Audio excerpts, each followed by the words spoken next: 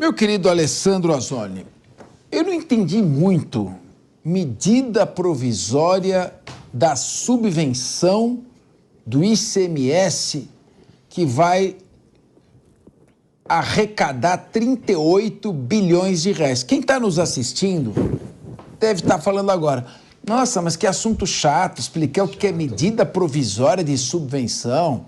Nós estamos aqui 2h35 da tarde, eu estou tentando relaxar. Não é, eu quero que explique para você saber o que vai acontecer com o teu bolso ano que vem. Azzoni, explica para nós esse absurdo dessa medida provisória com esse nome tão bonito, mas que vai trazer uma coisinha tão feia. Não, Capês, realmente foi assim uma coisa muito bonita, subvenção. Só para vocês poderem entender, essa pequena emendazinha que vai render alguns bilhões para o governo, ele leva em consideração, ele tá supondo que as isenções de ICMS dadas pelos estados para as empresas, não foi calculado um imposto federal, como contribuição sobre o lucro, e as demais, COFINS, PIS, todos os tributos federais que deveriam ser cobrados nessa fatia que você teve a isenção do governo. Ou seja, o governo do estado te dá um incentivo para você poder produzir mais no seu estado, para gerar mais emprego no seu estado, e o governo acha que aquele desconto de 25% do ICM ou 50% do ICM deixou-se de se recolher impostos federais. Então ele está fazendo a conta de que você é devedor desse valor, através dessa medida, de uma isenção que foi te dada. Então, supostamente, aquela isenção gera um tributo federal. Isso vai dar uma polêmica no Supremo Tribunal Federal, vai ficar uma discussão de tese tributária, que eu acho que isso, primeiro, que o governo não deveria nem trabalhar com uma ideia hipotética dessa, de jogar como uma cobrança de um imposto que foi dado como benefício dentro do Estado e que supostamente geraria um imposto. E ainda o governo, muito bonzinho, ele fala nessa MP que esse recolhimento vai dar um cashback para você abater do seu imposto de renda, no pagamento da pessoa jurídica. Um cashback. Veja como ele é bonzinho, ele te cobra, depois ele te devolve no imposto de renda. Só que assim, o que quero que vocês entendam é que assim, está sendo cobrado um imposto sobre uma fatia de imposto que você foi isento de pagar. E o governo acha que você é devedor. Esse é o famoso subvenção, a MP da subvenção de ICM, essa atrocidade tributária. Interessante, hein? Te dou uma amostra grátis e depois te mando a conta para você pagar. Muito bacana. Cristiano Vilela, nós estamos falando aqui de PIS, COFINS, IPI, ISS, ICMS, né? Que são os tributos que vão sair. Aí vão ter o IVA, né? Que é a contribuição de bens e serviços, o imposto de bens e serviços. Bom, aí vai ter que pagar fundo de compensação para os estados. 75 bilhões. No imposto de bens e serviços, o Congresso aprovou um verdadeiro trem da alegria. Um monte de setores que fizeram lobby lá, que quem tinha o lobby mais bem feito se livrou de pagar, vai ter alíquota zero ou alíquota de 50% da alíquota normal. Moral da história, você extingue um monte de tributo, cria dois, e esses dois tributos têm que bancar toda a perda que você vai sofrer, mais o fundo de compensação. O que o consumo nosso vai encarecer? Porque o tributo sobre os serviços prestados, profissionais liberais, por exemplo, exatamente. O tributo que incide sobre produtos que estão sendo vendidos, ele precisa compensar uma série de outros que foram extintos. E aí, aquela simplificação. Vamos fazer o seguinte, você pagava em 5 tributos, você pagava 80. Agora, em um só, você vai pagar 120. Ou seja, aumenta a arrecadação e você não percebe. Aquela bomba, que é a bomba de nêutrons, que você joga, mata todo mundo e deixa os imóveis intactos. Ou seja, pelo amor de Deus, o que nos espera para 2024? Mais gastos, mais arrecadação, incidência de imposto até aquilo que estava isento, trem da alegria para não pagar imposto às custas de outros setores que serão muito onerados. Eu acho que, não sei se estamos no caminho certo, hein? Olha, Capês, tem um ditado popular, a sabedoria popular, que diz que o combinado não é caro. Quando o cidadão, quando o empresário que está desempenhando sua atividade profissional, sua atividade produtiva, ele vai lá, ele se organiza dentro de um determinado custo, seja do custo para a produção dos seus bens, seja o custo tributário. Você imagina, você que está em casa, depois de alguns anos, você recebe uma notificação na sua porta dizendo, olha, aquele custo que você fez as contas direitinho, pagou em dia e que custava 100, agora ele não vai custar mais 100 não, agora ele vai custar 300 e está aqui o boleto para você pagar. É isso que está acontecendo com essa situação pomposa aí da MP e agora a lei, né, que foi aprovada pelo Congresso Nacional das subvenções.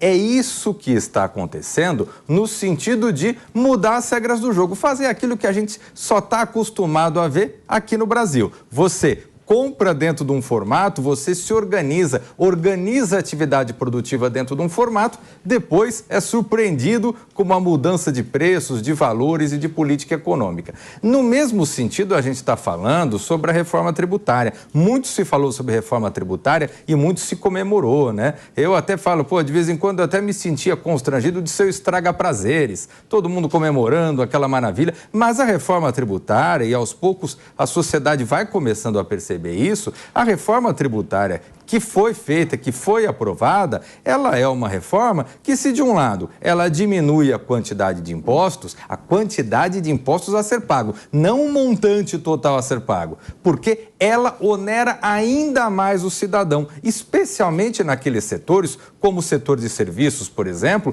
que é o setor que mais emprega no Brasil.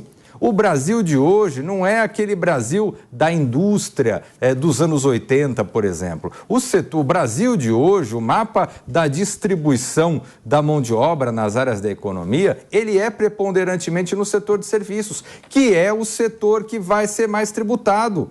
Nós temos ainda nessa reforma tributária uma concentração dos tributos. Você deixou as principais fontes de arrecadação, o ISS, por exemplo, a principal fonte de arrecadação dos municípios, ela saiu da alçada dos municípios. Quem vai tomar conta agora é Brasília. Então você tem essa reforma tributária que faz com que os municípios, os estados fiquem cada vez mais dependentes de Brasília. O que eu quero dizer com tudo isso? Estamos finalizando 2023 dentro de uma situação onde o povo, o setor produtivo de uma forma geral, vão pagar mais impostos e vão ver um estado cada vez crescendo e inchando mais e mais.